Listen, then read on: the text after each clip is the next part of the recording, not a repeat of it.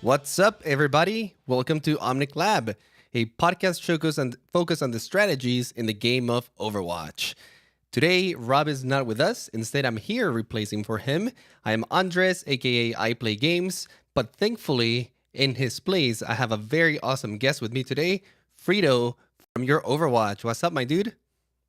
Hi, everybody. I'll try my best to talk for myself and Rob in this situation. I'm sure I can handle it. So. I'm sure you can. I'm sure Rob will be proud of you. Today we have a jam-packed episode. Blizzard has finally released some of the secret stuff that they've been working on, mainly the Overwatch workshop, something that Jeff Kaplan was right. Not a lot of people were asking for now, even though there was some talks about it in the beginning, but we'll get talking all about that in just 1 second. We'll also be talking about the new Junkrat and Reaper changes and how those have been feeling in the new ladder, and also how is the meta looking both in the ladder and in Overwatch League. Since Blizzard has implemented so many changes lately, I think that things have shaken up a little bit, and I want to pick your brain a little bit about that. Before we get into all of that, I'm sure FREEDO's a very known name around the Overwatch community. He has a really big YouTube channel. I'm sure that a lot of you are familiar with him, but for those of you who maybe are not as familiar with you, why don't you give him a brief introduction of what you do? Well, I run the Your Overwatch channel. We used to have 3 people doing it, so you might have been recognizing like some British voices on the channel even just a few months ago, but we have diverted our resources now, and it's just me holding down the fort, uploading for the game. So we do all sorts of things, news, guides, pro breakdowns, and everything in between. So yeah, YouTube content extraordinaire, or try to be at least. YouTube content extraordinaire is about right. Yeah, check out the channel if you guys haven't had a chance. I'm sure that most of you that listen to the show are familiar with it, but if you haven't been to YouTube and don't know who to follow, this is your guy right here, Your Overwatch. Before we get into the main topics, I do want to make a couple of announcements. Game night happened last week for the podcast, and it was pretty awesome. I was only able to be there for the initial games, but we had a great turnout. Every end of the month is really good. If you guys have not had a chance to attend one of the game nights, we do it at the end of every month. Every Friday, the last Friday of the month, that's when we do it. It's a good way to keep it kind of consistent, and we don't have to play around with dates or anything. Just the last Friday of every month, make it to the Discord and come play. It's always a blast, and it's, low stakes games where you just get to make friends, get to know people in the community, and you get to maybe practice things that you haven't practiced before. You get the experience of playing a 6-stack if that's not normally something that you do. So come over and have fun with us. Also, our new patron perk has been working out super, super awesome. The coaching sessions have been super popular. We have had a lot of you guys signed up for them. We have had a lot of new patrons doing it. So if you guys are interested in it, for every patron that donates $2.50 per episode to the show, you have the availability to book either Rob or me to come watch you for about an hour and give you your opinion on how you're playing, maybe some tips, some tricks, and just hang out for a little bit. We've done it about 5 times already with 5 patrons, and all of them seem pretty happy. They had a good time. We had an awesome time. We get to meet you guys. We get to see what you're up to, and how our listeners are playing Overwatch. See if you're integrating some of the tips and tricks that we're giving you guys. So super glad that you guys are taking that in a good way, and that so many people are interested in it, because we are too. It's a great experience for us as well. Aside from that, our usual sponsors, OmnicMeta.com, great articles, go check them out. Top Score Solutions is a great esports-oriented community. If you're trying to do anything with esports, including writing, journalism, maybe being a competitive player, creating content. Any of that stuff is a good community to be a part of. Go check him out at topscoresolutions.com if you're interested in that. All right. That being said, let's get into the good stuff, man. The Overwatch Workshop. What are your initial thoughts on the Overwatch Workshop? Did you expect it?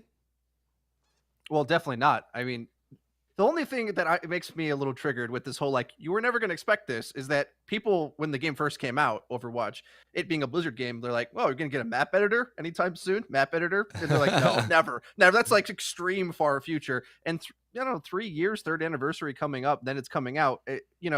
Granted, we didn't ask for it after like the first year as a community. No Right. one really badgered them about it. But in my defense, anyway, it's like they sort of were like, "This is definitely not coming. Aren't you surprised?" It's like, well, yeah, you told me it's not going to be. So, anyway, whatever. So yeah, I had no idea that's what they were working on, and it's interesting how like they segmented off a couple devs to go work on it in their off time, I guess. Right. It Essentially, was just 2 devs, right? yeah. And over the course of a year, I guess they pumped it out, and to me, I'm thinking like, what would happen if they actually put everyone on things like this? Would we have more cool stuff? Anyway, so I hope they start to do that with the amazing reception it's gotten. And it's not perfect, but it has a ton of potential. I think getting an actual map editor is the next step. So hopefully in a year or two we get that, and then it's really like longevity for the game, because that's the biggest thing. Because if you love the engine of the game, which so many of us do, but maybe quick play or ranked or any arcade mode that exists now isn't your thing, well, either you can go make a mode or you can experience a mode someone else has put all the thousands of hours into workshopping to get it to work to enjoy it. And I think it adds like many years onto the game. It's just good overall for everybody, because even if you're like a pro player, I'm sure there's going to be like drills you can make to like practice more. Or if you're a casual player, you can play. I saw like Pong and volleyball and Diva bumper cars and whatever you like, right? There's infinite possibilities. So far, there's been a lot coming out, and granted, the workshop is not even out of the PTR, right? Like so far, we only have it in the PTR, so it hasn't even hit the live game, so it hasn't even hit like the majority of the population. Given that most of the people who are hyper interested in something like this are probably already messing with it in the PTR, but I just think it's mind blowing how little time it took for people to start creating some really, really awesome stuff. And you talk about the potential of something like the workshop, right? And I think that the workshop is such an amazing tool that Blizzard has given us. Like you said, it gives the game longevity, right? You don't have to rely anymore on keeping the game fresh or putting out content every so often, because you give players the tools to do it themselves.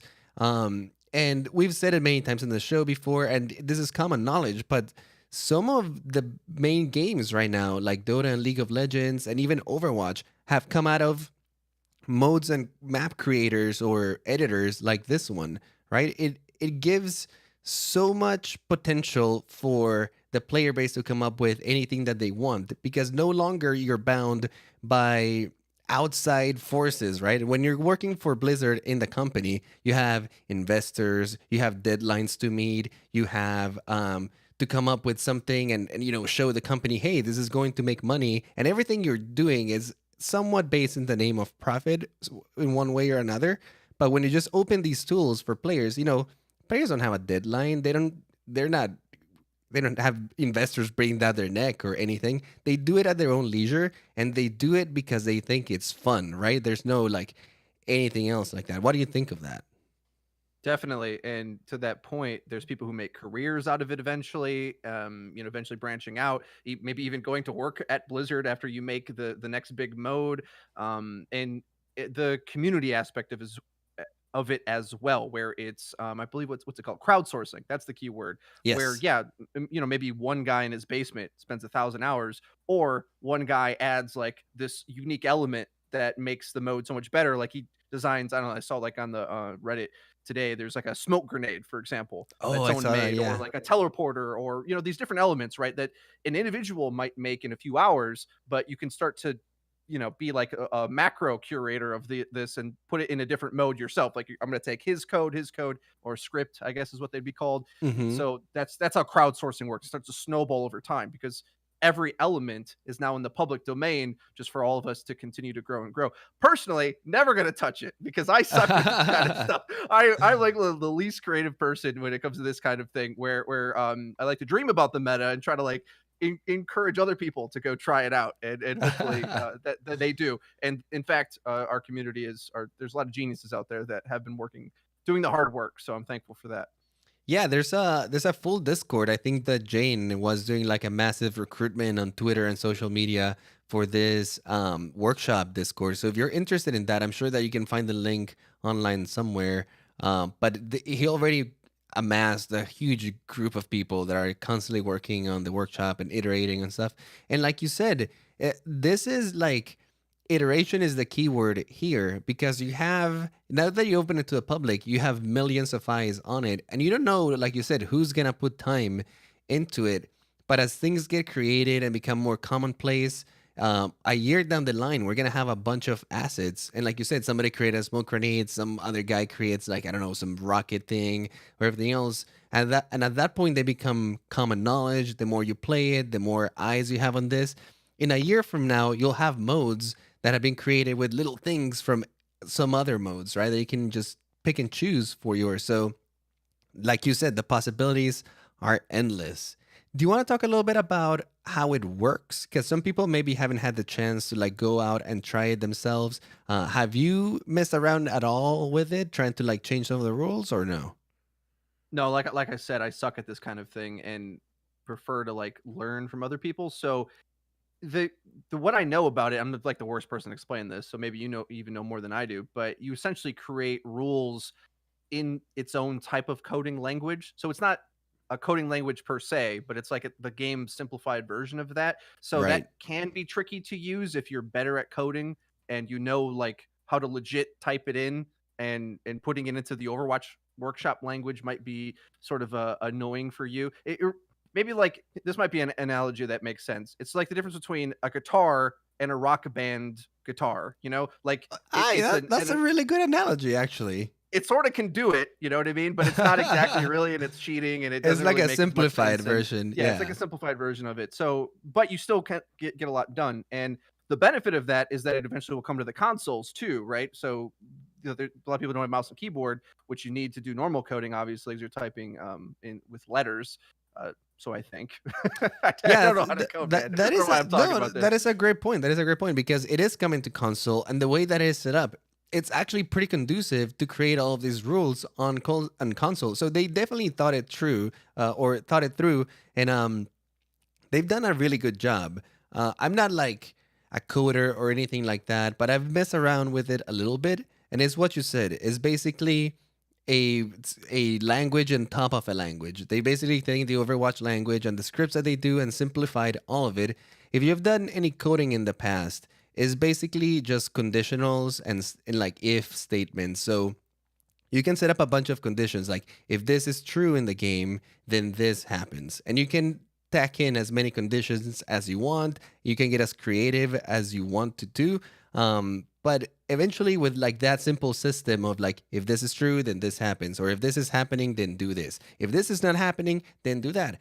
And you keep tacking it on. You can get some pretty complex stuff, even to the point of almost creating a whole nother game. Like I've seen people already create things like Overwatch Battle Royale, or you have like Hammond Racing, where they're just doing kind of like little racing games inside of Overwatch. And you have a starting line, you have a finish line. They even count your place when you get to the end, which is actually pretty awesome.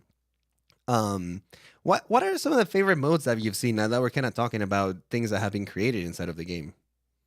Well, I'm a simple guy, so what they call Hero Gauntlet now, gun game, that's my favorite mode. I actually think it might be the best version of gun game ever, because I've played it in Counter-Strike, Call of Duty, Battlefield, but in Overwatch, you transform into a whole nother character, and all of a sudden now you're like, okay, I got a Discord orb, but I'm Zen and I'm weaker. Oh, now I'm Doomfist and I can fly across the map. Like the inertia of it is pretty insane. So Do you want to that one, I describe think, gun game for the people who don't know what that is?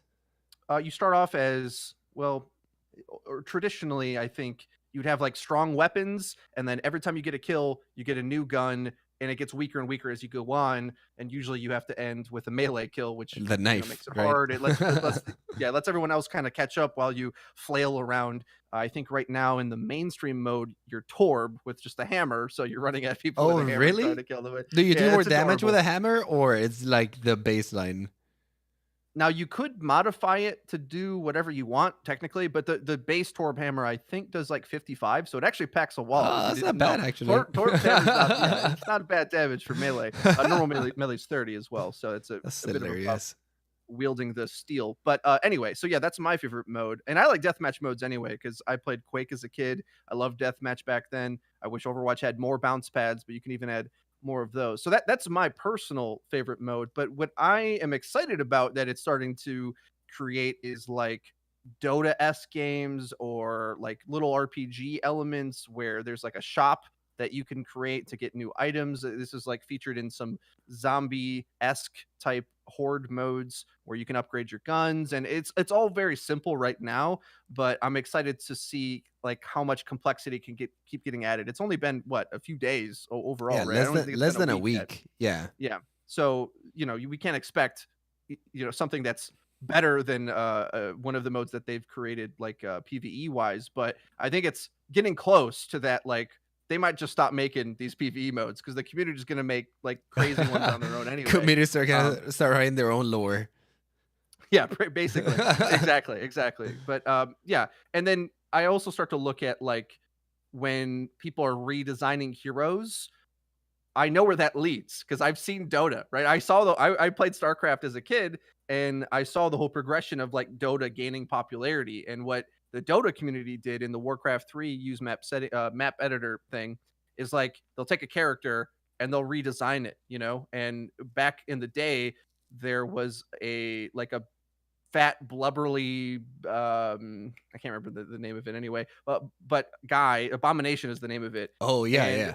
then he has like a cleaver, right? And then they made the whole mechanic of like he shoots a hook and pulls the guy towards you, and then there you go, you have Pudge, right? And that Pudge character is in like every MOBA game. It's now back in Overwatch again. It's got I like mean, full circle Roadhog. where Yeah, like Roadhog is Roadhog is that basically guy, right? yeah.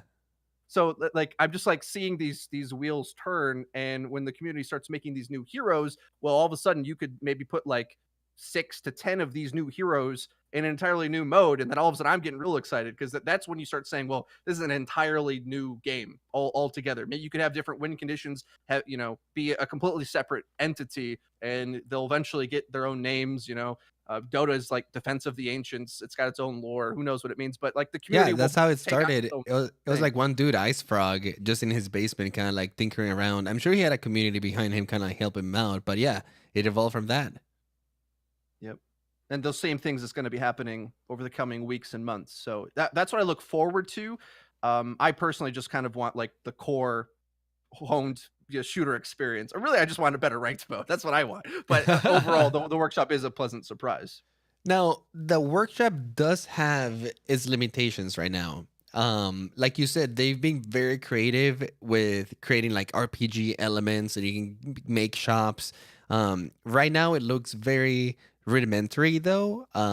Like the buying system or the NPCs have to be characters inside of the game. You have to play all of the games inside an existing map, and you can't really modify the map elements yet, at least. Although it does seem that after they gave us all of these tools, it would be silly to kind of like just stop there. And I would like to see more iteration, eventually getting a full map editor that we can at least reuse some of the assets that they have in the game. Asking to upload our own skins is a lot. I don't know if Blizzard would ever do that just because they really like keeping their aesthetics and keeping the game looking, nice and clean. So I don't know if we'll get that far, but at least it would be really cool if we can reuse their assets, maybe change some colors here and there, change maybe daylight or night mode. And then you can start creating more of a custom maps, like you said, and creating more of like that RPG games, or eventually like Dota came out from that. That you were not only tinkering with the map or the heroes, but you were tinkering with the maps and creating that on your own. If you look at the first Dota map ever, it's like a one lane map where everyone just kind of clashes with each other. And eventually they figure out like, maybe we should split them up and try like 3 lanes, and that kind of stuck. And from there on, it kept going, and it was a process of iteration. Eventually, it became a game inside of the game where like new heroes were coming out every so often. So honestly, if they keep expanding that workshop and keep adding more functionality, I can definitely see people just creating their own games inside of Overwatch. Especially because the engine is so nice. Like compared to some other games, the Overwatch engine is smooth. It looks amazing. The models are awesome. So I don't know. There's a lot of potential there. Agreed. All right, let's jump into a little bit of the Reaper and Junkrat changes. Have you had a chance to play with some of the new Junkrat or Reaper? Yes, I have. What do you think? When I play ranked, though, I usually don't play DPS, so I haven't tried them in ranked. But I do play quick play, and I try to get some DPS action in there, and then also seeing what other players think. I take that into consideration. So, like a guy who's a friend of mine, PvP is a Junkrat extraordinaire, right? And Oh yeah, he's amazing. like a week when this change came out, he tweeted out a clip of like him mid-airing Pharah a lot easier, and he's like jumping up and hits him with the mid-air and stuff. When I play long enough, I can eventually get clips like that and then edit them together, make me look good in videos. But like so, those kinds of shots are a lot easier with Junkrat right now. However, it did take me a while, even though like Junk's one of the characters I like have played a lot recently and over the past like year or whatever, because I just find him so crazy and fun. But I did notice that a worse Junkrat player, me, missed those nades being lingering on the ground. And it's when we start talking about like the meta implications of this, it's kind of interesting because when you have a pro level junk like Jake or PvP or whoever who's put so much time into the character that you're going to hit those mid airs and direct hits a lot more than a guy like me whose aim isn't as good. They are going to get buffed from this patch, but also a different part of their play style got nerfed. So it's interesting. We haven't seen this junk get played in competitive yet, not seriously anyway, not like by the pros. I wonder if they would have preferred having the old one against goats, like against Genji and Pharah and the trick shots and hitting hard shots with junk. Now the new one's better because if you have that aim to like lane the projectile, boom, hit him in the face, okay, you're hitting shots that you weren't before. But I think that lingering effect when there's a ton of things on the ground makes them harder to dodge when you're up against the comp like Goats comp. Now, maybe pros are too good anyway. I have to ask these questions out loud and I don't always know the answers to them, but maybe pros were too good at dodging those lingering nades anyway. That was my initial thought. But once I felt the comparison, I'm like, well, there functionally is like no lingering nade anymore. It's just pop and boom. Like you needed to have hit the shot or it does nothing. And where Junk was good, competitively speaking, was spots where he could, like Anubis, HLC, maps like that, where there was lanes where he could hit directs, but I also felt like they were tight enough so those lingering nades were more of a threat. So I can't make an evaluation really because it's going to take competitive play to really see how that pans out. But my point is they edged him a bit closer to like being a better duelist and less of a spammer.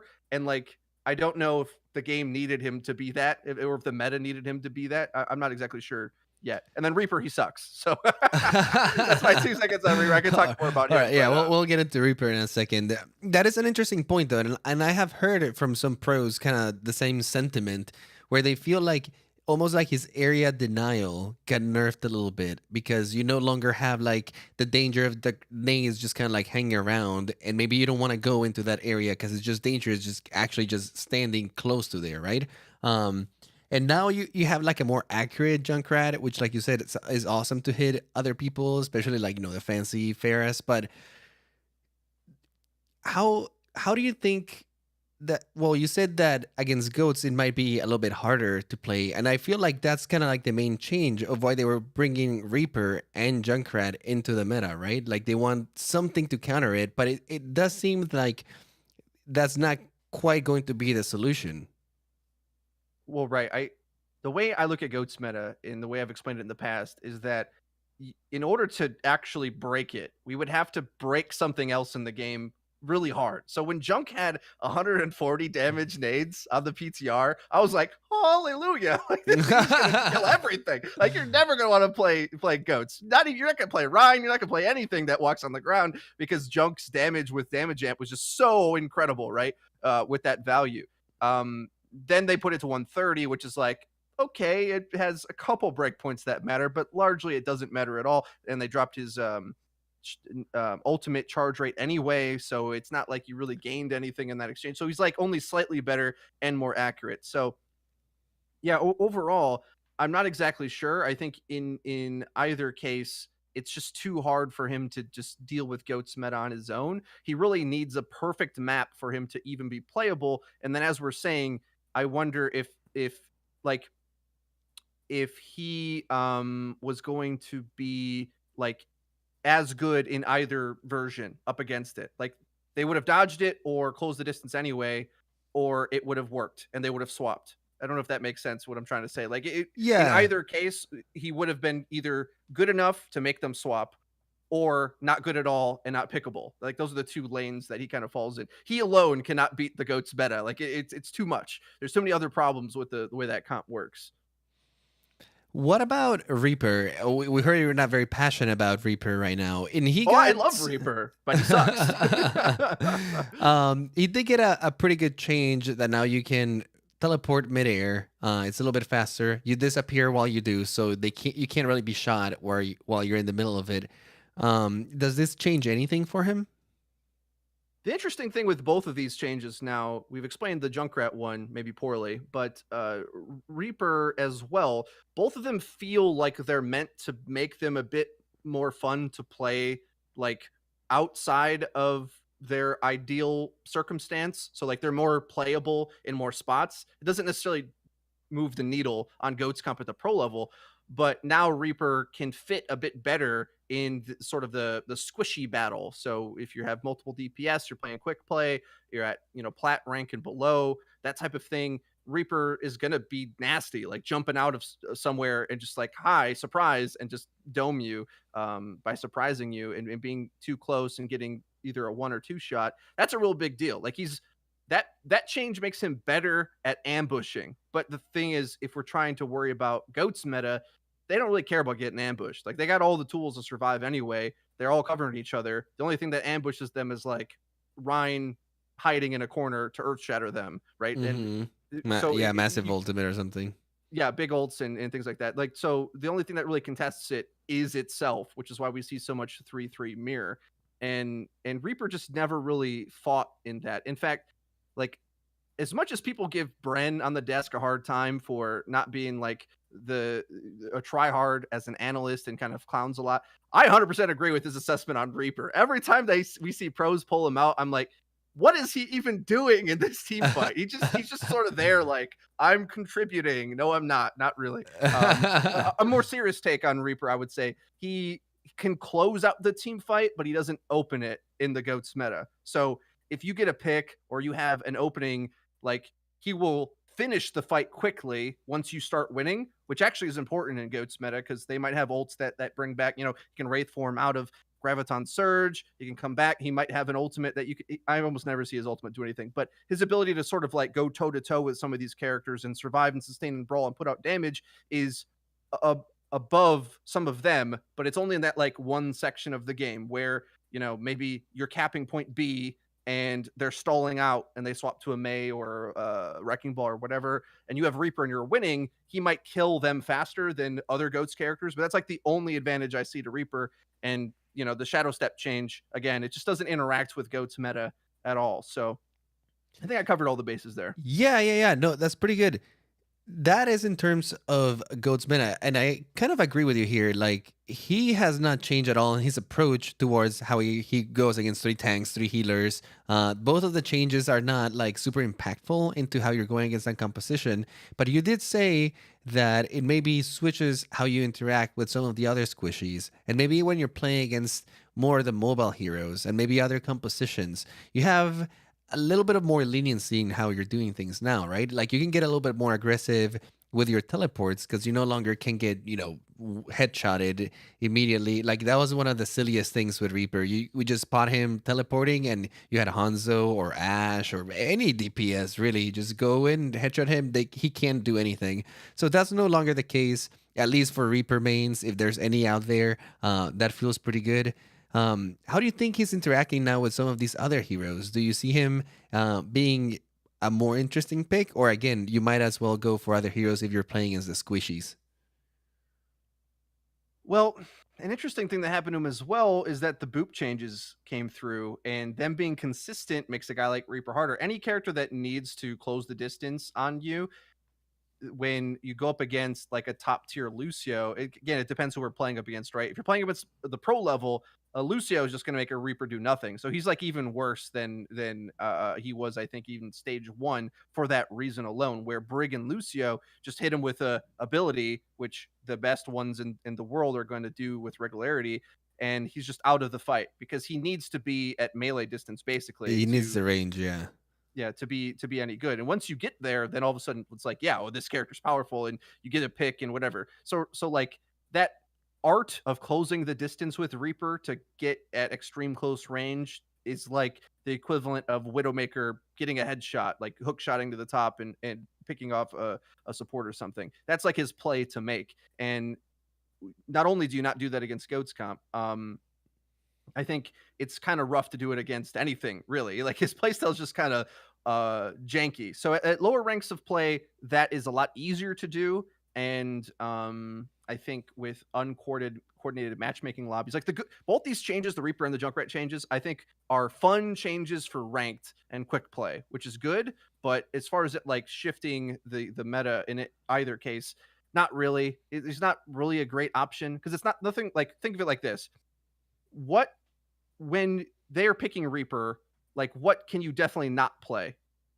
Yeah, To there's answer there's that nothing question, it's I like feel like I can I'm play whatever I threatened want, to. kind of, right? Even like Winston, right? That it's kind of like supposed to counter you. I feel like even Winston, you can get away with playing him as long as you're kind of just playing him more in high ground and being mindful of where the Reaper is, right? Yeah.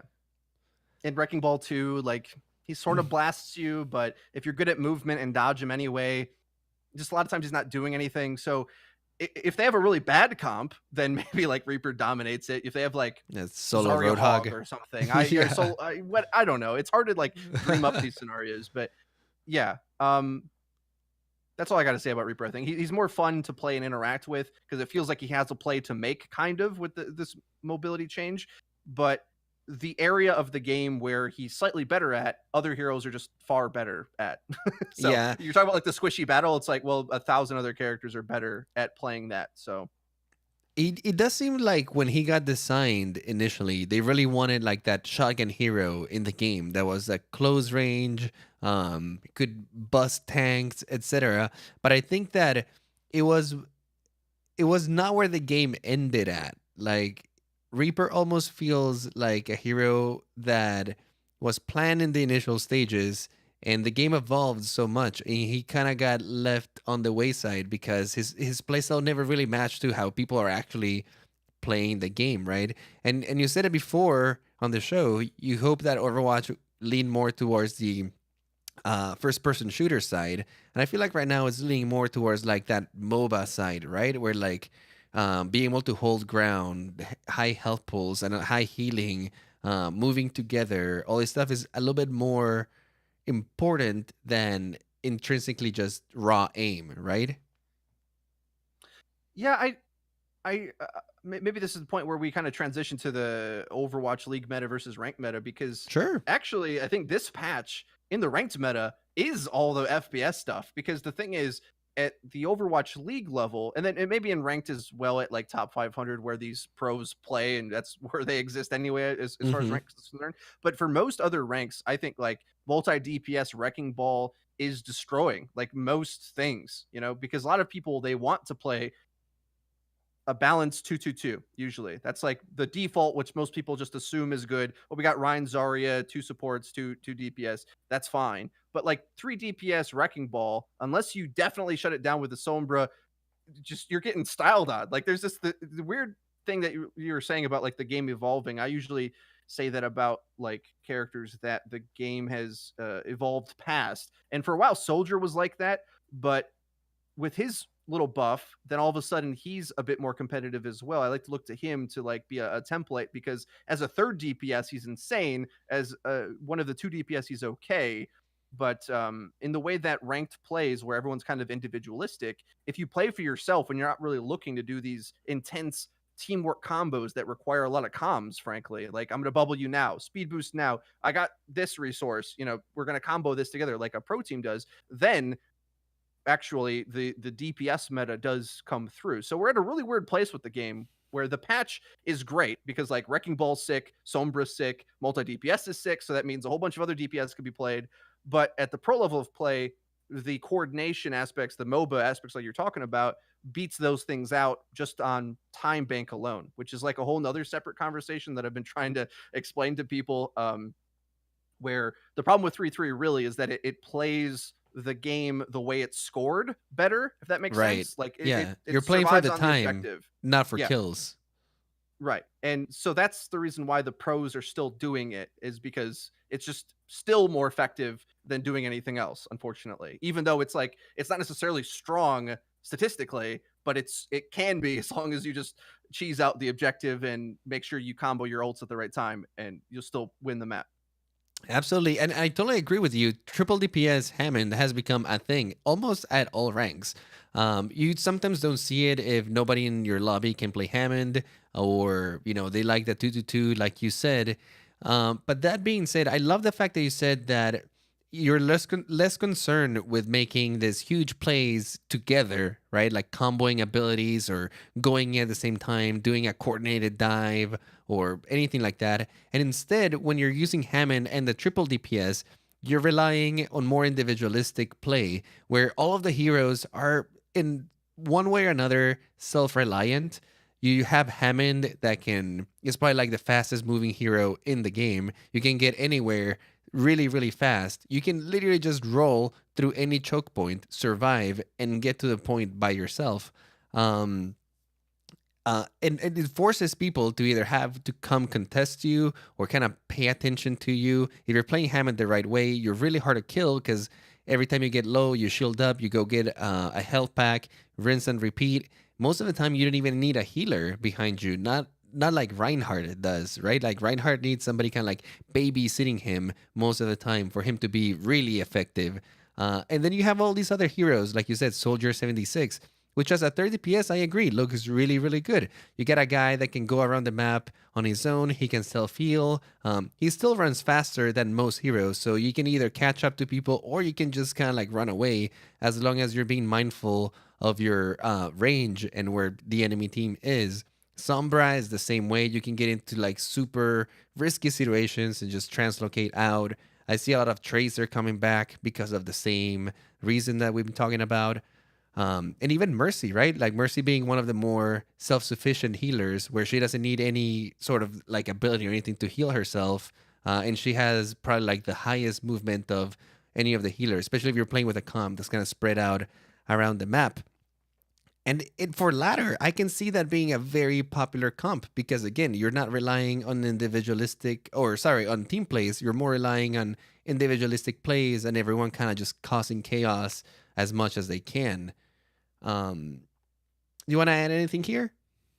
Yeah, I think the message of that maybe it was partially blamed on me because I haven't really said it on our channel at least. But I don't think a lot of people are talking about how good this patch is for ranked actually, or at least it's not goats and there's a lot of other things you can play. Maybe most people felt that way anyway, I guess, because it's not like goats was ever that popular at least for the mass player base. But Yeah, not for there's a lot of ladder. fun to be had.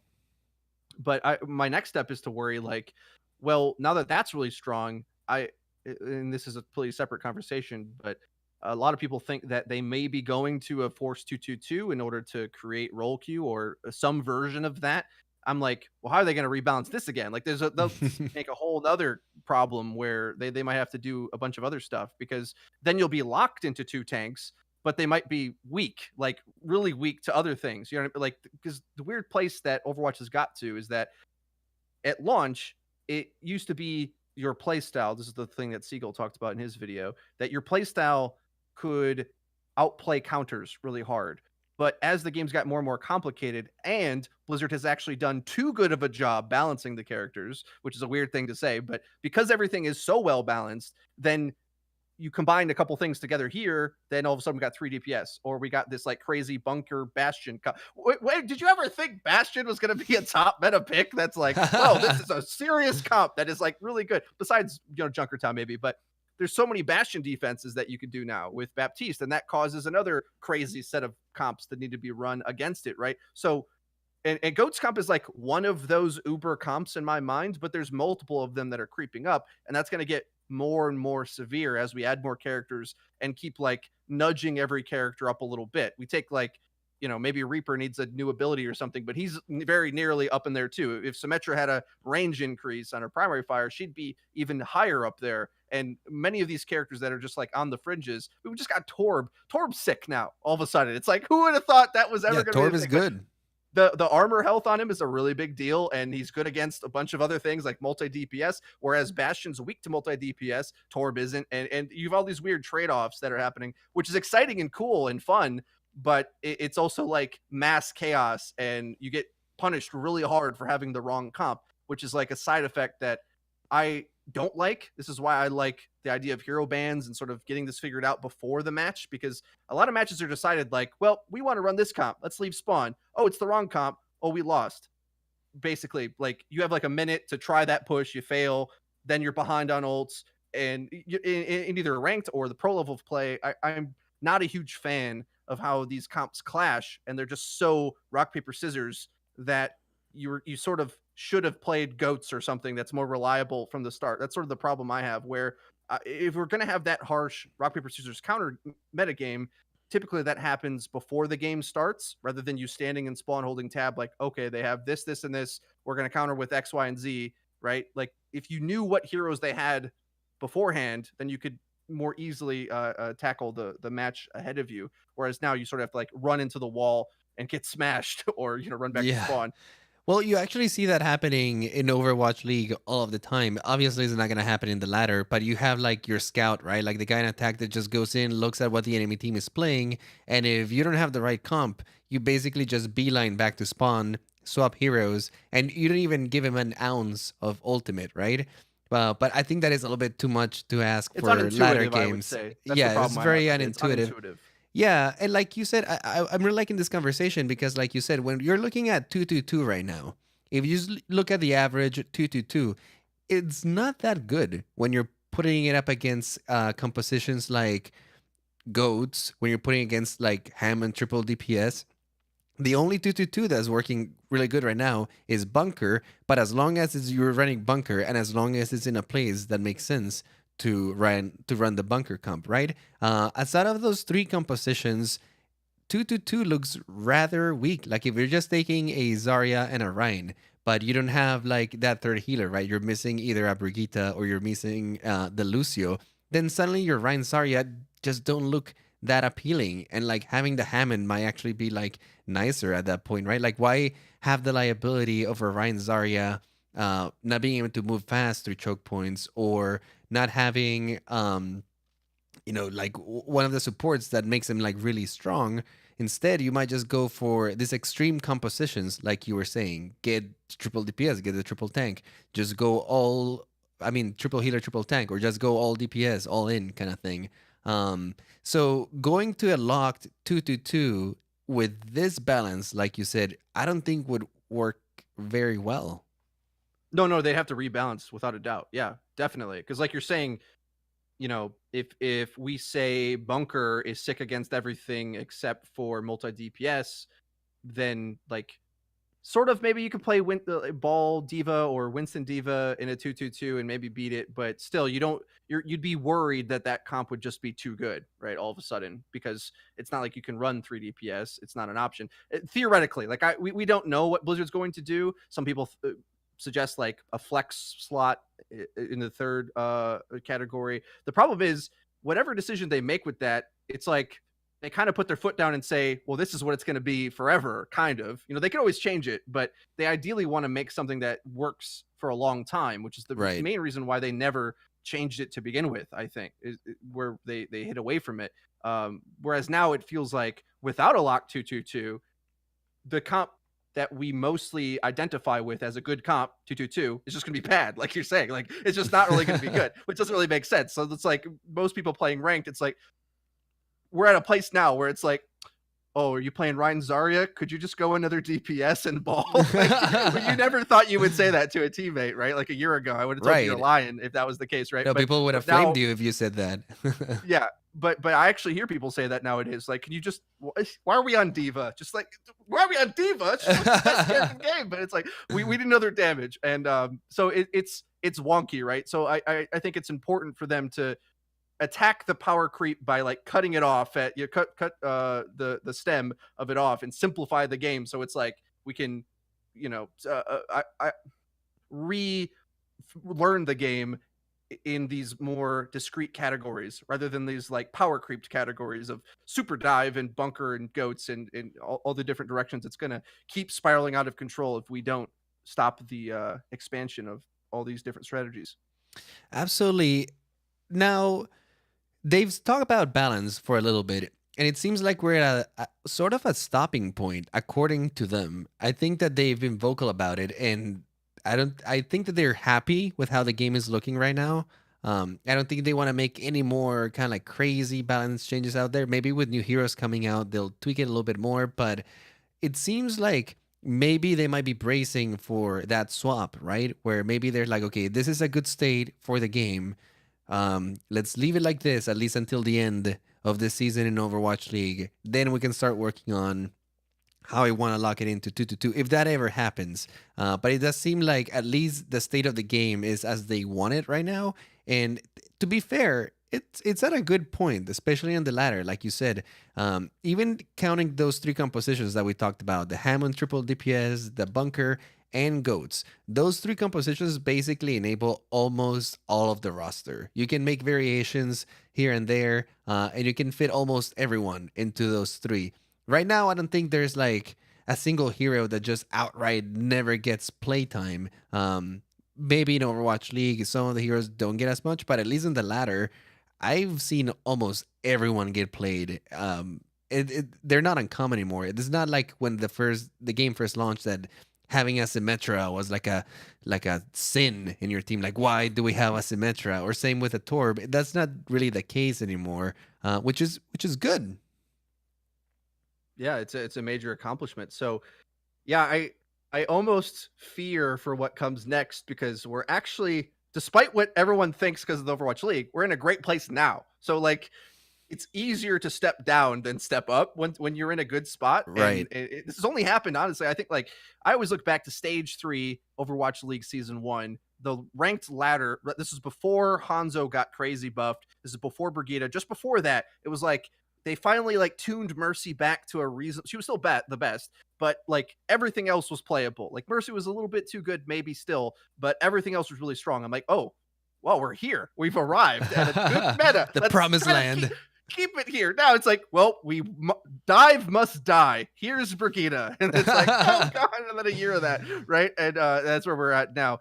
There's many other contributing factors to the GOATS meta, like Lucio and Zarya, the way they got changed, as well as Mercy getting toned back, probably overkill with her healing change. Those things, I think, contributed as well, not just Brig existing, but it definitely made the multi-tank thing a thing. I veered off the path here. I forgot what we're supposed to be talking about. No. This is a good conversation. Actually, I wanted to touch on what you said, how adding Brigitte changed the game drastically. Because in retrospect, just looking at the new heroes that have been added to the game, a lot of them had added so many new tools to be playing so many new compositions. And right now, a lot of them are enabling a lot of things. Brigitte, infamous for enabling GOATS comp and creating like that imbalance with the triple healer. But then you also have characters like Orisa that when she first made it into the game was, not big of a deal. But now she's an integral part of Bunker now that Baptiste kind of like made it in. So now you have like the two pieces of the puzzle that you were missing. Add in a Bastion and you're good to go, right? Which makes me think, What could come in the future? Are they still thinking of, balancing the game through hero introductions, right? Just as the same as they added Brigitte to obliterate Dive, could a new hero come in that somehow makes goats just not that appealing, right? Yeah, the thing is, based on what they've said publicly, I'm pretty sure they're never aiming to do that again. I think is the impression that I'm getting, where they said like, well, everyone said dive must stop, so we stopped it, and now everyone hates it. So like, that's when they come up with Baptiste, they're like, it's not trying to change the meta. In fact, it might even enforce the meta. So that's just all we can It do. kind We're of not. carved its own niche, but yeah, it didn't really like just outright block something, right? Right. And I think their goal is to be more creative in just expanding the roster and sort of seeing where it develops, because predicting these things I think is really difficult, because this is like harkening back to maybe 2 points ago or something. But the problem with balance and trying to use balance as your tool to get playtime to be a thing is that like it has extreme limits. And I'm trying to remember some of the exact quotes of what people said, so I'm just gonna have to paraphrase because I don't remember exactly. But a lot of people said things of this patch run now, like, if this doesn't kill Goats Cop, nothing will. Because it's like they tried so many things, right? To like, we're making Junkrat better, and we're doing this, and then Orisa can move, and you have Baptiste, this new character. They try to add so many different things. What was it, like 20 some odd hero changes? And although I would say none of them jumped off the page to me as like, oh, Goats is dead. In fact, I thought, well, Goats is going to be stronger because Lucio and Brig are going to be better in this new patch, despite speed being worse. So I saw that coming. But overall, beyond doing something that would jump off the page of like, well, that's broken, like Mercy Valkyrie, right? Everyone was like, wait, you can. Pros were already rezzing one target, and now you can res 3 single targets. That was a thing. Remember? It's like we all knew that was Right. overpowered from the first second, but they would have to make something redonkulous like Junkrat 140 damage per hit, which is clearly too good with damage amp because it can like basically one shot anything. But that you would have to have something broken the other way that just like jumps us into another meta, which isn't what we want either. Like what we actually have isn't too bad. Like as far as like success of a balance patch can Right. go. It's about as good as you're going to get without other factors coming in.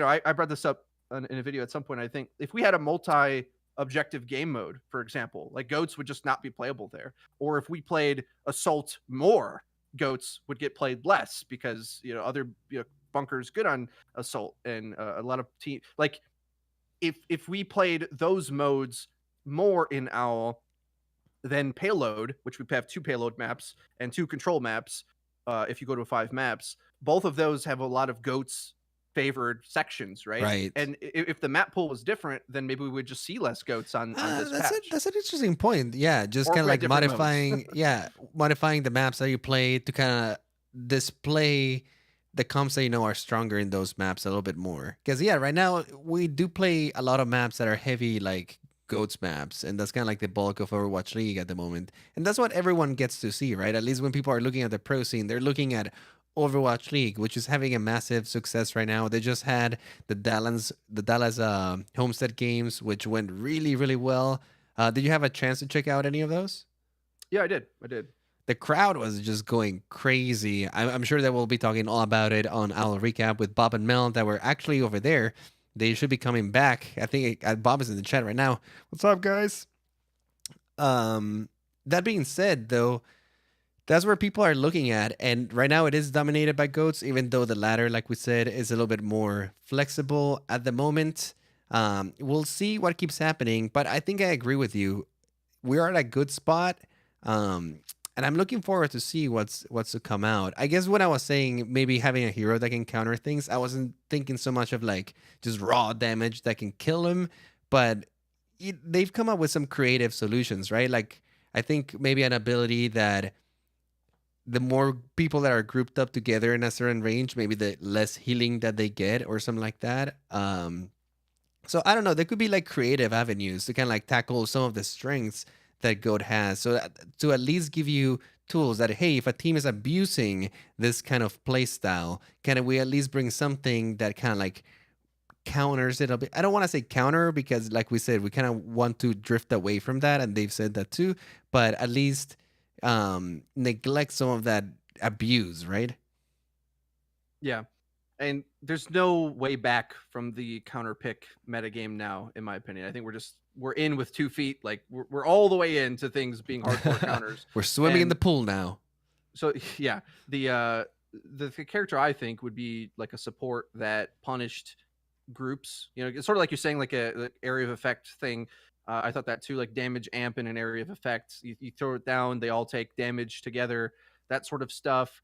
But short of doing something kind of like grossly attacking goats itself, because here's the problem though, goats just sort of, it's like, dang, I can't remember. I had a good analogy and I lost it, but it reforms itself. You know, it's like, really what this patch succeeded in doing was stop making Reinhardt goats as good as it was. Like Reinhardt goats still really good in a lot of cases, but it's just like, well, we can do Winston goats. Oh yeah, and by the way, we made Moira a bit better, so now we can actually have Moira or Ana in these different situations. And I actually think that's kind of a victory in a way, that we've seen support parity in Overwatch League somewhat. Like Zen's still probably the best. Yeah, right now none of the supports feel like they're weak. They all have like but that their makes uses. goats better. That's the problem though. So like if Zen was OP, right? So if we had a way to make Zen OP with Genji and Tracer again, then goats might suck. But you know, they can move. If you tried playing Genji and Tracer and you succeed with it, or Doomfist, Sombra, whatever, then it's like, well, we'll just take our vulnerable Zen out of goats and we'll play a more durable or higher healing character, or one that can succeed after being hacked or EMP'd, right? There's so many options, right? So that's the problem with buffing characters. This is kind of what I said, call back to what I said earlier, where the balance that they've created has made these monsters, because we have these monstrous comps that now have swaps in them where, well, even if we had my hero bands that I want, there still could run them, because you can just pick out a few pieces and still be good Right. in another direction. There's a lot of substitutes right now. Yeah, I agree. All right. Well, I think I'm going to cut it short over here, because I think we can keep going talking about the meta for like another half an hour if we want to. It's kind of an endless topic because there's so much to discuss, everything. I do love hearing your thoughts. I'm sure that the listeners do too. We're going to close it off over here with our meta talk. Do you want to tell listeners where they can find you? Yep, on Your Overwatch YT on Twitter and Your Overwatch on YouTube. Go follow FREEDO if you want to keep hearing his sweet voice. He releases videos every week. If you want to hear more of his thoughts on the meta and some more of the changes that we would like introduced to the game, that's a good place to do it. That being said, I do want to thank all of our sponsors over on Patreon. You guys rock. Thank you so much for Diamond sponsors: Shazear, Top Score Solutions, Cloudii, CrimsonFail, BennyNTheJets, Brenden D, Refire, Roger B, Chrisdaplaya, TragicZac, and Shepard. And this week, coming in with 5 new patrons. You guys are showing the love this week. Thank you so much. For Luke W joining the Diamond team. We also have Clint K, Colby K, and Brandon S. You guys rock. Thank you so much for the support. No iTunes reviews this week, but if you guys would like to leave an iTunes review, please do so. It helps us with the visibility, and it also warms our hearts, so thank you very much. If you want to find the show, you can do so over at omniclab.com. You can also find us on Discord over at discord.me/omniclab. We have a really awesome community. Like I said at the top of the show, we do game nights, and we have a ton of cool people in there. We attend events live, so if you guys want to be part of that, make sure to join the community. And also, you can find me on Twitter at iPlayGames. Thank you so much, guys, for joining us today. And thank you, FREEDO, for coming into the show. It was short notice, but you pulled through. I really appreciate it. Y'all have a good night.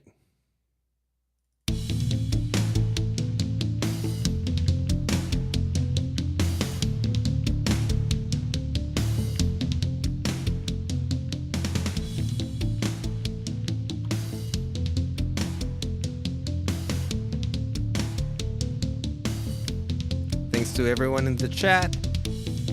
We got a couple of subscriptions. Hey, PvP stopped by. I didn't even realize.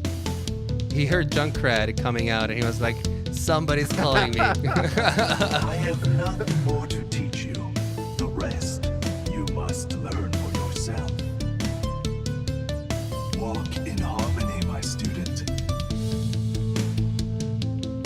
Bye, guys.